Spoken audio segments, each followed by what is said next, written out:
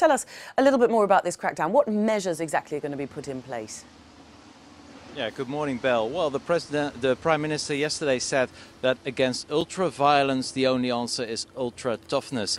So he announced a couple of measures, one of them being the fact that people who are partaking in unannounced or undeclared demonstrations can be arrested immediately.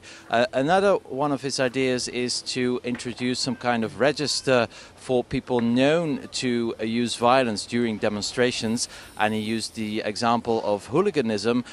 In the beginning of this century, France and many other European countries tackled hooliganism by introducing stadium bans for well-known hooligans.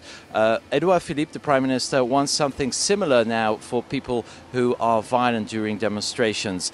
This is not really new, actually. It's already a law that has been passed in the Senate, but not yet in the lower house in France last year. So the measures and the law and the text, everything is already ready. So it's now up to the French Parliament to decide whether they want to implement these new measures to tackle the extreme violence we've seen over the last couple of weeks during the demonstrations of the Yellow Vests.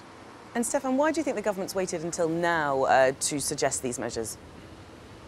Well, of course, we have seen a lot of violence over the past weekend, and there was many criticism of the fact that the government was not able to fight the violence, and that the police was in many places, especially in Paris, not present when there were rioters who were using violence. Also, the French president, Emmanuel Macron, has been very silent. He has been tweeting. That's the only way of communicating he has been doing the last couple of days.